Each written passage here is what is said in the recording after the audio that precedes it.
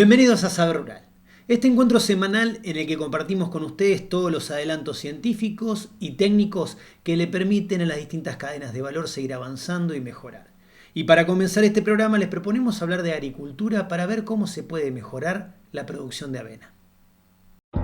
Durante algunas décadas en Argentina se registró un proceso de agriculturización, marcado con un fuerte avance de la siembra y caracterizado por la intensificación de la producción, con una conversión de los campos hacia la agricultura. Con el aumento de los rindes agrícolas generado con ese proceso, la ganadería registró un reordenamiento, afectando la producción de cultivos asociados a la cría de animales como la avena. Sin embargo, con la recomposición de la ganadería y la adopción de la avena como recurso de cobertura, el cultivo ha recuperado superficies. La avena, que ha caído en cuanto a superficie sembrada en los últimos 10, 15 años tal vez, está retomando un poco de protagonismo con el tema de los cultivos de cobertura o cultivos de servicio, lo cual es muy bueno porque es una gramínea que tiene digamos enfermedades y plagas diferentes al trigo y a la cebada, y además contribuye mucho a la buena relación de carbono-nitrógeno.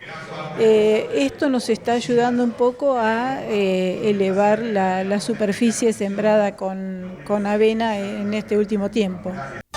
La ingeniería genética viene proponiendo grandes cambios mediante la aplicación de técnicas que han permitido importantes innovaciones. Los programas de mejoramiento de cultivos deben lograr materiales que aseguren la calidad y brinden potencial de rendimiento, amplia adaptación y mayor seguridad de cosecha mediante la resistencia a enfermedades. Nosotros, como siempre, lo que intentamos es sacar variedades que tengan siempre un poco más de producción de los cultivares que están en producción.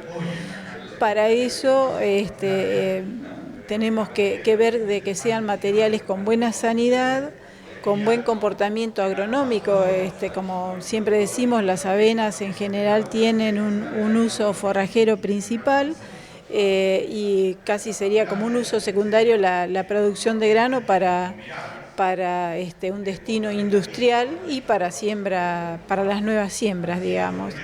Pero bueno, nosotros tenemos puesto el foco en eso: sanidad, productividad y calidad de grano.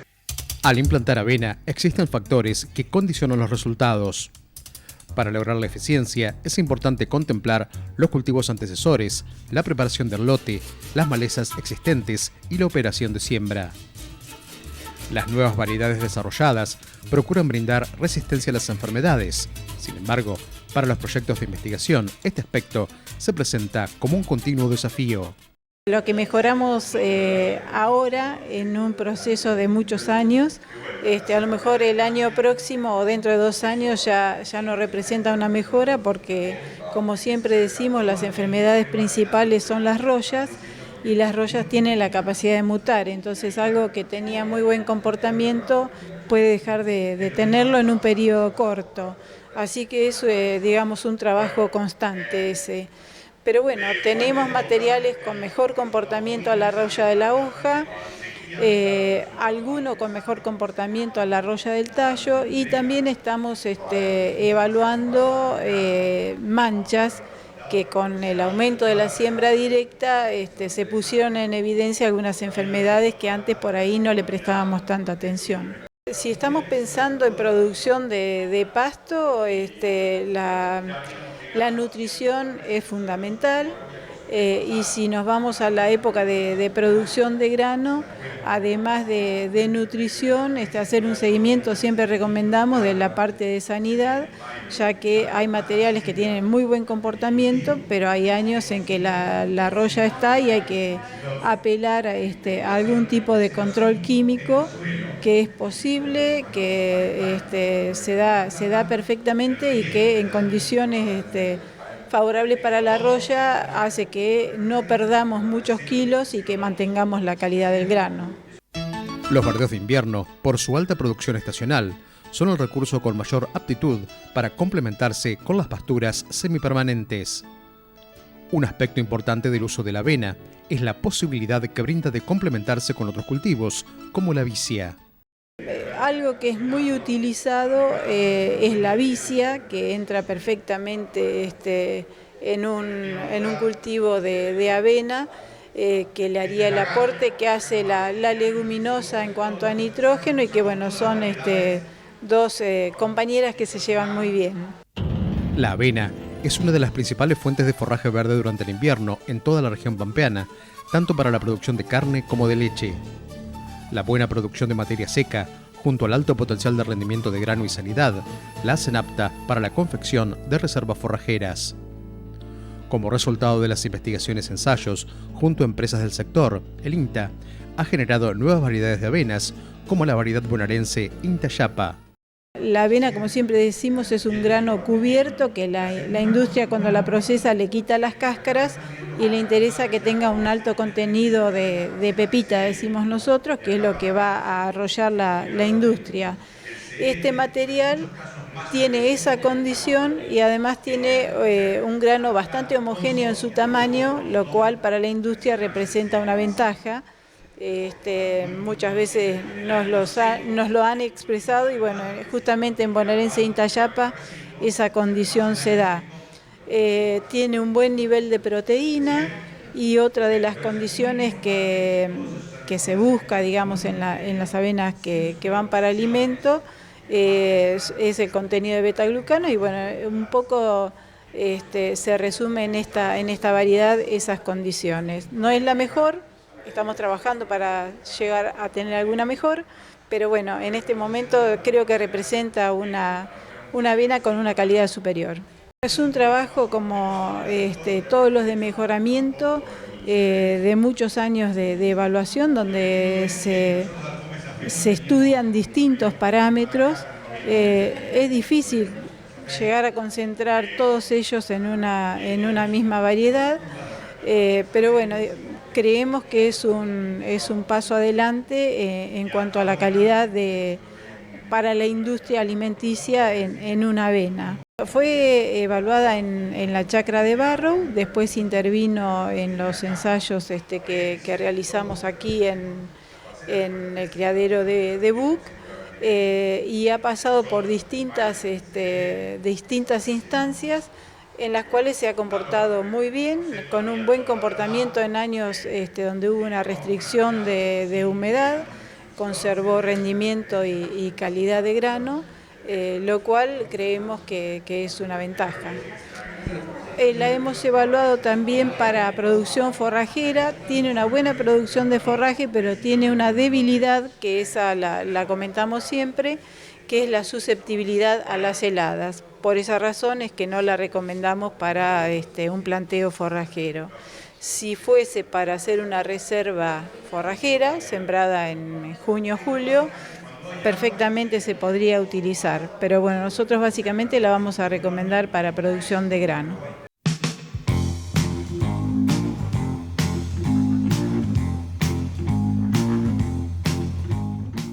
Después de ver cómo se puede mejorar la producción de avena, les proponemos hacer una pequeña pausa. Pero no se vayan, porque en nuestro próximo bloque, a través de una entrevista remota, vamos a ver cómo se puede hacer un control eficiente de los parásitos en los bovinos.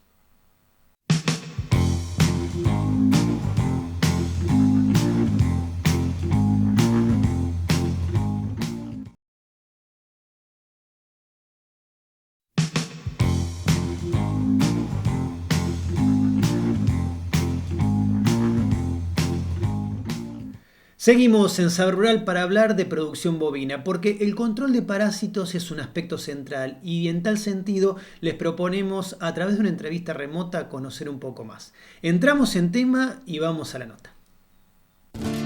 Detectar las enfermedades con incidencia económica en los sistemas de producción de una región es un aspecto fundamental para el sector ganadero.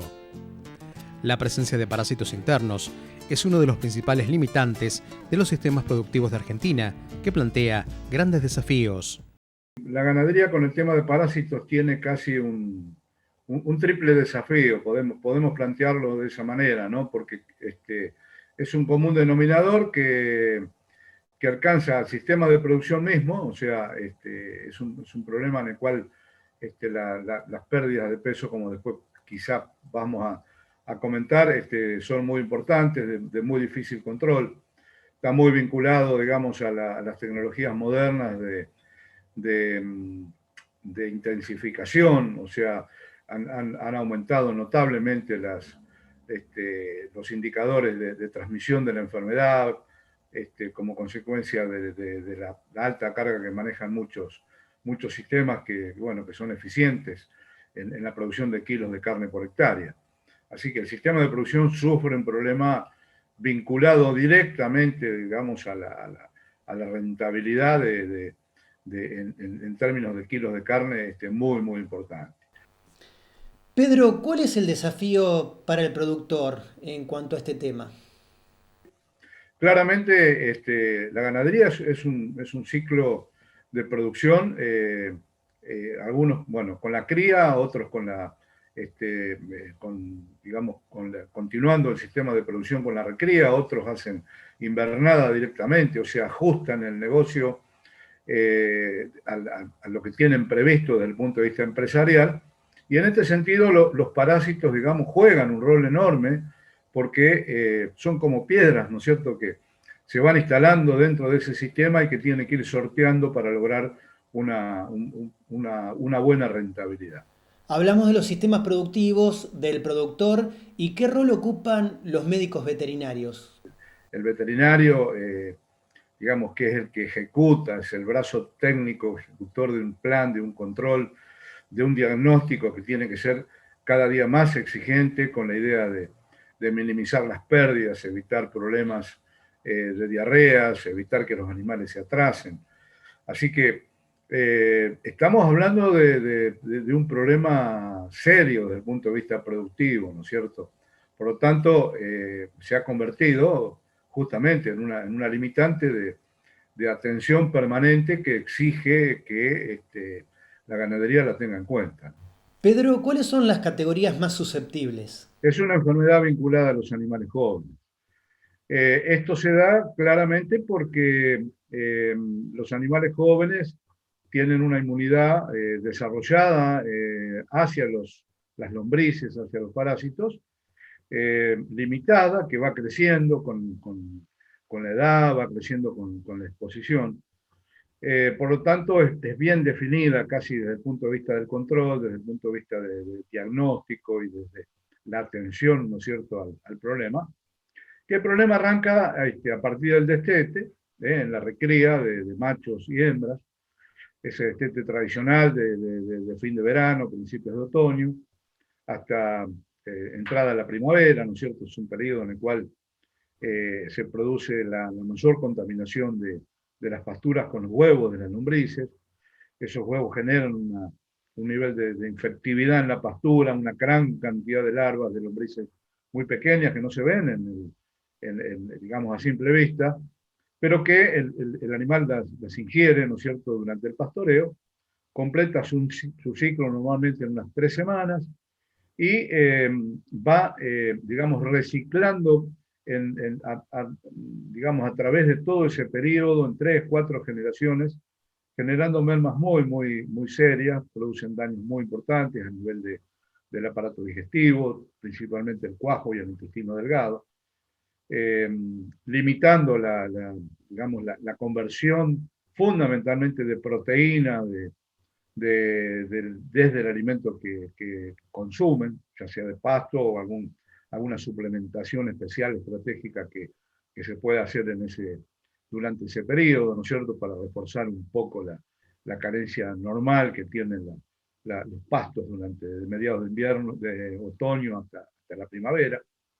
Y bueno, esas limitaciones hacen que se traduzcan en mermas importantes en las ganancias de peso, que va a depender la gravedad de la infectividad de la pastura, y por lo tanto ese impacto va a generar o pérdidas subclínicas, que durante ese periodo pueden ser de 20 o 30 kilos de peso. Si hay diarrea pueden llegar a 40, 50 kilos, o sea, ya es un sistema muy, muy impactado por el efecto de los parásitos. Y claramente la rentabilidad del sistema en esa situación es muy precaria, es muy baja, y sobre todo pone un piso de infección muy, muy importante que digamos, va a impactar también en el ciclo siguiente de producción. Entonces, el destete es un punto crítico, bisagra, podríamos decir. Durante la recría, durante la cría, los terneros al pie de la madre, bueno, tienen un hábito que empieza con digamos, una dieta láctea, ¿no es cierto?, de la vaca, 2 o 3 meses fundamentalmente. Después se va acostumbrando, va ingiriendo pasto. El pasto que ingiere normalmente en la cría tradicional, nacidos a fin de invierno, hace que epidemiológicamente los niveles de infección de la pastura sean moderados bajos por el efecto del verano. O sea, normalmente el ternero no levanta una infección muy importante de lombrices al pie de la madre. Hay años excepcionales de muchas lluvias, o si el destete se extiende, ¿no es cierto?, hacia el otoño. Son situaciones muy particulares. Pero bueno, normalmente la sugerencia profesional, y el ganadero también lo tiene ya como casi algo marcado a fuego, ¿no es cierto?, de parasitar al destete, un poco para borrar la historia esa de infección que trae al pie de la madre, y para que arranque el ternero de alguna manera un poco mejor, se lo ayuda, digamos, desde el punto de vista del estrés, que significa apartarlo de la madre en ese momento, va a responder mejor también a toda la sanidad que se le hace en el destete, las vacunas, minerales, o sea, el comportamiento desde el punto de vista productivo va a ser mejor. Y bueno, ese tratamiento es el fijo, ¿no es cierto? Y ahí arranca, a partir de ahí, a partir del destete, digamos, el pastoreo común. En algunos años que vienen complicados desde el punto de vista nutricional, hay campos que tienen que destetar antes, por ejemplo, hacen un destete precoz o un destete anticipado para sacárselo a la vaca, para que la vaca se pueda recuperar, porque si el invierno viene con poco pasto, va a llegar al siguiente parto también un poquito con déficit. Entonces, sacarle el ternero a la vaca, que le está chupando leche todo el día, le mejora claramente el estado. Entonces, sobre ese ternero que se desteta un poco más chico, anticipadamente, a veces hasta la mitad del peso de destete normal, un ternero 80 kilos, 70, 90 kilos, hay que tener un cuidado súper especial, porque justamente estamos hablando de una categoría de altísima susceptibilidad, hay que ayudarlo, a veces hay que mejorarle un poquito el estado o embalarlo un poquito con alguna encierra de corral de algunas semanas para que después poder largarlo a la pastura y que pueda defenderse de la mejor manera, no solo de las lombrices, sino también de las inclemencias climáticas que impactan con estrés, ¿no es cierto?, a partir de abril, mayo, en el desempeño de esos terneros, ¿no es cierto?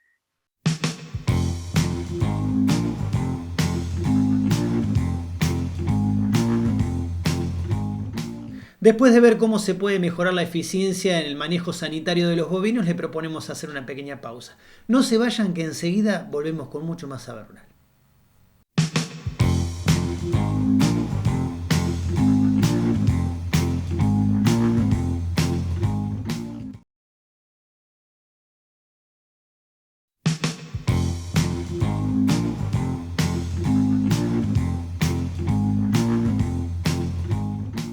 Las pasturas templadas en los lotes de pastoreo es una muy buena alternativa para la producción ganadera, y en este segmento de Saber Rural les contamos por qué.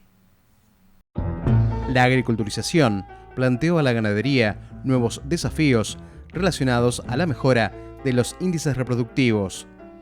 El reordenamiento espacial de los recursos con el objetivo de aumentar la eficiencia es una estrategia que se fue adoptando en el manejo de las pasturas de los campos ganaderos. Estos cambios impulsaron una mayor presencia de pasturas templadas en los lotes de pastoreo.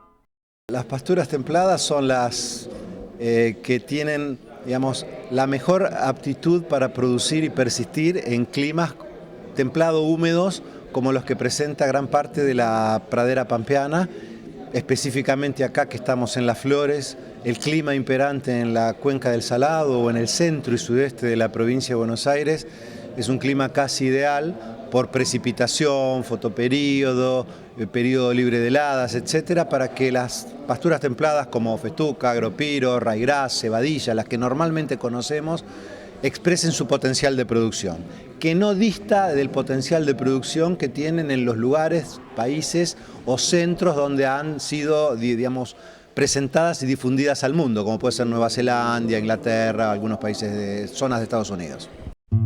Al implantar una pastura, existen factores que condicionan los resultados.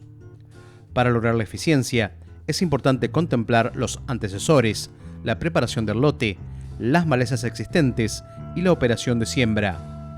Cuando se cuenta con el lote apto, la elección del material adecuado al ambiente es un aspecto de gran importancia. Si nosotros estamos frente a un planteo de decir, bueno, tengo un suelo lavado de media loma que se me recontra seca en verano, y bueno, hay festucas que se adaptan a ese ambiente, que son las mediterráneas, porque en esa época no crecen.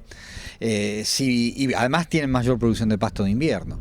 Si el planteo es que es un suelo que no se seca en esos niveles, y bueno, a lo mejor una festuca tipo norte de Europa se adapta a ese modelo porque es rústica, en fin. Eso para poner una especie. En todas ocurre más o menos lo mismo. Lo que pasa es que en algunas se ha llegado a cierto nivel de desarrollo. Es como decir, bueno, en maíces hay una diferencia muy marcada entre los maíces, los maíces que son de primera línea de cada empresa, ¿no? Hay muchas diferencias entre ellos y no es muy alta. Ahora, raigrás, hay mucha diferencia, como lo había hace 10 o 15 años atrás, entre un buen material y un mal material. Diría que sí, pero todas las empresas tienen buenos materiales. Las zonas inundables y marginales suelen tener mayores índices de sodio que tornan al suelo más salado.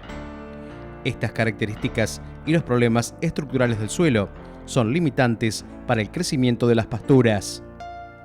Entre los nuevos materiales que ofrece el mercado, algunos responden mejor en zonas de lomas y otros se adaptan a los bajos, con requerimientos nutricionales diferentes y resistencia a enfermedades particulares. Las principales novedades del mejoramiento genético han sido en rubros más específicos, por ejemplo, resistencia a enfermedades, a enfermedades y a plagas, y también en cuanto a hojas flexibles o blandas, digamos, de estructura de la pastura. Es decir, ha habido cambios muy importantes en eso. Algunos son clásicos, ¿no? Por ejemplo, las alfalfas con resistencia a enfermedades o a pulgones. No se ha avanzado tanto en cuanto a la adaptación, aunque se está trabajando en eso. Por ejemplo, se busca variedades que tengan mejor adaptación a salinidad o a encharcamiento o a sequía. Digamos, hoy por hoy hay un fuerte trabajo buscando mejora ante lo que se llama situaciones de estrés. Cuando decimos, bueno, tal especie funciona en tal ambiente, cuando seleccionamos y buscamos cultivares, necesitamos, para el caso de agropiro o de lotus, en el caso de agropiro, que tengan resistencia a salinidad, sodicidad, o sea, exceso de sodio. Y en el caso de lotus, por ejemplo, que se banque la inundación. Y en el caso, que se resiembre. Y en el caso de festuca, que se maneje en un suelo que tiene cada tanto algún problema de exceso hídrico y en algunos casos deficiencias hídricas. La reubicación de la ganadería en otras zonas productivas demanda nuevas estrategias de manejo, insumos y pasturas apropiadas para los nuevos ambientes. Los ensayos de forrajes, con el aporte de empresas interesadas en desarrollar materiales de diferente genética que se adapten a los planteos ganaderos, a las necesidades de los productores y a las características ambientales de cada región, son una herramienta para la mejora productiva que deben complementarse con un buen manejo. Hay algunos avances en cuanto a los materiales, es decir, algunas empresas líderes te ofrecen variedades, por ejemplo, para suelos más pesados o con menor requerimiento nutricional. De todas formas, yo creo que el principal avance respecto a la situación convencional, estándar, es repasar el ABC de la agronomía y ir a las prácticas básicas de manejo, digamos. Una buena siembra con un buen barbecho, un buen control de maleza, semilla de calidad, cubrir una base de requerimientos nutricionales y luego hacer un pastoreo en tiempo y forma de acuerdo a lo que es la ecofisiología de la planta. Es decir, en otras palabras, lo que te estoy diciendo es, entre comillas, agriculturizar la producción de pasto. Es decir, así como los cultivos de cosecha, nadie duda de una fecha de siembra, de tal híbrido, de tal longitud de siembra, floración, y hay un paquete, un protocolo de manejo de siembra, de control de plagas, enfermedades y malezas. Bueno, con las pasturas eso no se había hecho, era mucho más libre, digamos. En cambio, estamos viendo que, observando este tipo de normas y de prácticas, pero se consiguen incrementos sustanciales en la producción y en la calidad y en la persistencia de las pasturas, con lo cual están cubiertos los requerimientos de forraje para lo que es hoy nuestro sistema de producción animal.